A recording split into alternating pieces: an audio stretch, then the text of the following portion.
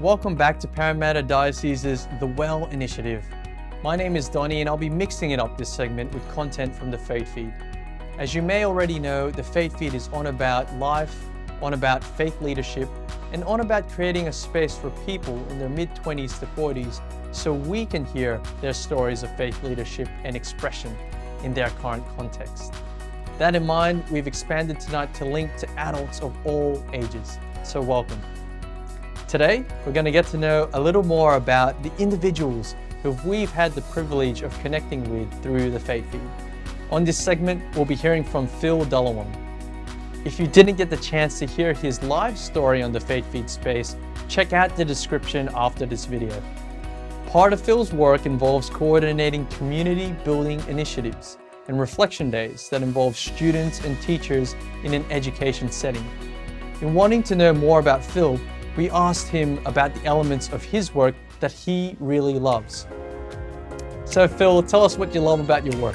So one of the most amazing joys and honours is to be in so many different community spaces. That's from Islamic spaces in Pakistan to different places in Papua New Guinea, which have cultural backgrounds that intermingle with different spiritualities that come together, to secular Australia or rural and metropolitan places. Just recently I was with 260 people coming together from one community, but from many diverse communities, a community of communities. Each time I travel, each time I go to, one of the best things is there is unity in diversity. That although we are diverse and have dignified differences that are obvious or some things that aren't, when you get people together and give them an opportunity just to share who they are, to be a little bit vulnerable, to open the space, there is this sense of unity, this connection of me too, I've experienced the same, regardless of our differences, from different spiritualities, different faiths, from no faith, from young people to old people, from the principals that we might often work with to the kindergarten students, that there's something that connects us all, there's something more that's a unifying voice. The second thing out of that is it takes conscious effort to create those opportunities, to actually be intentional about it. We've got to consciously think about what models we're using. Is it best to chalk and talk, or is it actually to allow to give people a different voice so that they can hear those opinions? And for me, that's one of the things of being a facilitator and accompanier that gives people an opportunity to say what they are without controlling the outcome. And the third one is there's just magic that happens when things like that happen, that we might have an intention, but the spirit of the group, the spirit of the being that controls us, which some people call God, allows us to come together and to have some offshoots that organically come alive once we hand it over and let things happen. Yeah, so unity and diversity, intentionally creating those spaces and allowing the spirit to kind of move, that we don't control everything. Which of Phil's aspects of community building do you personally appreciate?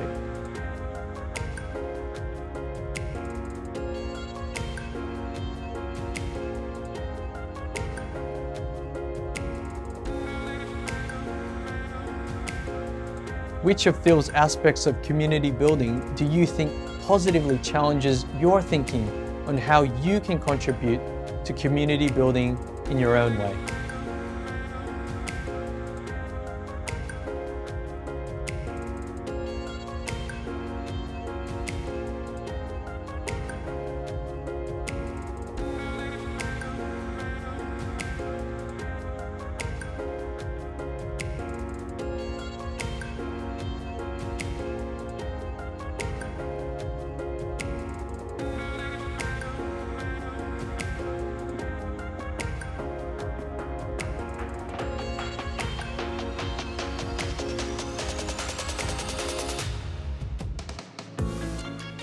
One of the things that Phil mentioned as an insight of working with communities is what he described as unity in diversity. In a similar way, one of the FaithFeed values, where all are welcome, also honors unity in diversity. We wanted to hear Phil's take on what that expression means to him. So Phil, why don't you break it down for us?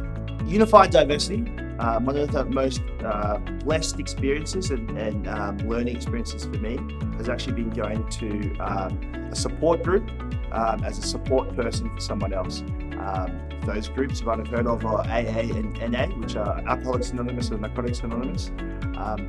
And for me, supporting a friend to go to these places, even though I don't identify as a NA person or an AA person, I, in fact, through going into these circles of honestly hearing and sharing the deepest moments of people's lives, have grown as a person.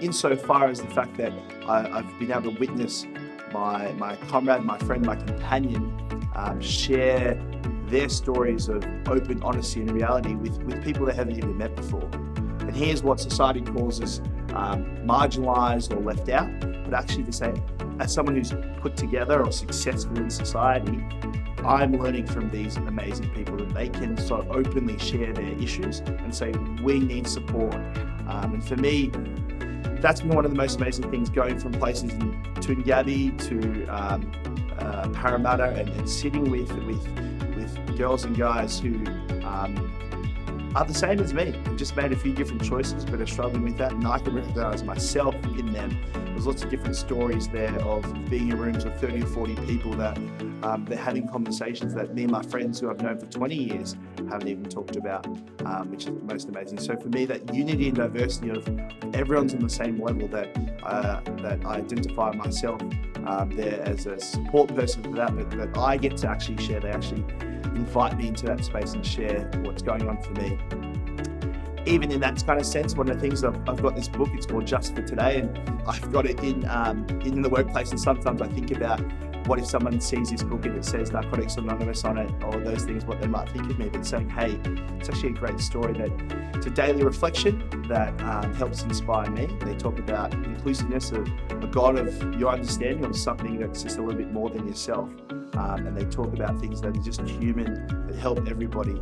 And entering a small piece into that world, it's an amazing place to see that we talk about transformation. You can actually look up online wherever you are and you need help. You can find a meeting that's happening near you and be able to share yourself so openly and vulnerable with people that you know are part of this accepting community, but you may never have met before.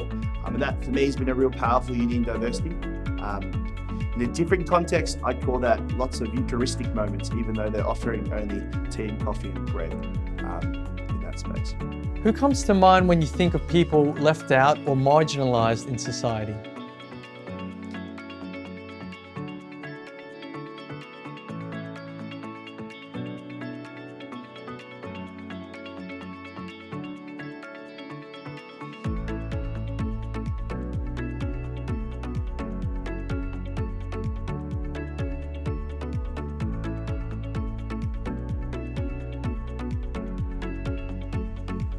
When have you seen or personally experienced people left out in society as being sources of wisdom and learning?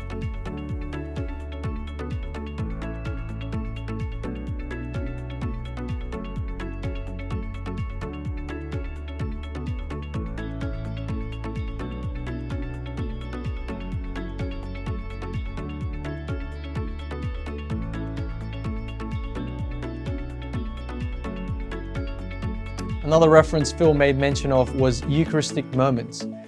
For the Catholic Christian context, that gets into the thinking about what happens during Sunday Eucharist. On Sunday, Eucharist involves a community coming together, receiving God's words or the Word of God through ancient, timeless stories, receiving God through the breaking of bread, and receiving God in the person who sits next to you. There's an expression used by Augustine of Hippo, a 4th century bishop from modern-day Algeria. He said regarding the Eucharist, "Behold what you are, become what you receive." And so there's a certain sense of discovering more of who you are when it comes to the Eucharist. It's as if you're being invited to be more at home in your own skin and to learn more about yourself by setting time aside to meet a God who personally knows you by name.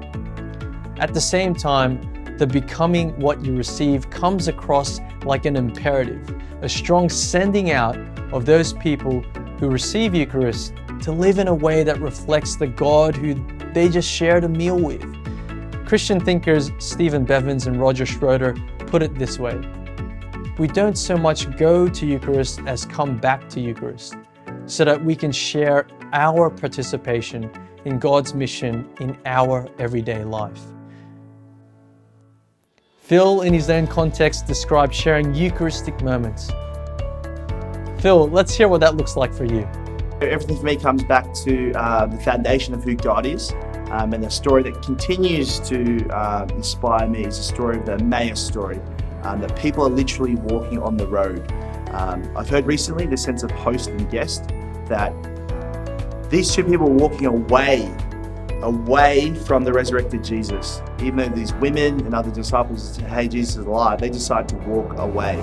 And they're confused, they're despondent, they're broken, they're disorganized, discombobulated, and they just don't know what's going on. And they proceed to share their heart with a stranger who opens conversations, that doesn't just get into telling them what to do, but says, "What's going on? Can you explain to me?"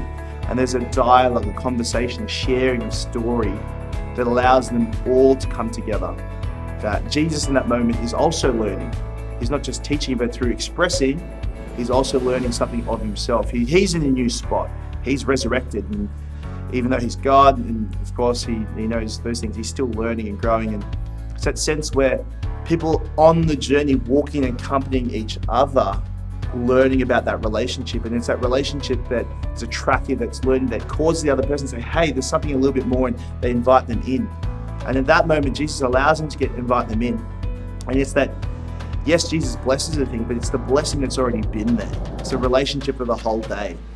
In that sense, that it's actually the relationship even before that beginning journey, all the meals that they've shared beforehand, that helps them recognize. Because if they literally met Jesus just that day, how could they recognize in that moment what was actually transpiring? So it speaks to me, the empowering walk. And it's again not this sense of dependency or codependency, but once they recognize who Jesus is, they run. They could have run anywhere. Jesus disappeared and didn't put down rules, but he said, "Run where your heart is calling." Our expression and universal call is to live out in love, and that can be expressed in so many ways, as in your work and other things. And the most amazing thing there is Jesus empowers us and invites us to do that, to share meals in lots of different spaces, not as a prescriptive place, but in a place that we can live that out in so many different ways. In unexpected circumstances, even if you're technically doing the wrong thing. For me personally, there's been so many moments where someone who gets up and speaks or has had some dodgy circumstances, it's in those dodgy moments often that I can experience God and hear God coming alongside me, but also in the face of other people, and then listening to what that's calling. So for me, the Emmaus journey is one step on the road that is the road of life that we journey together. Who's someone that you've shared the heart of your story with?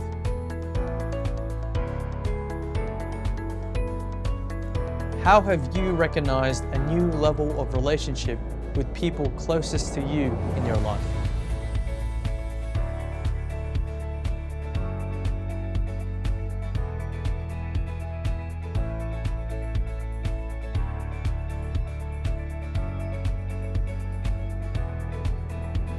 From Phil's example of the Emmaus story, he draws richly from the Christian tradition that affirms the power of sharing and receiving stories.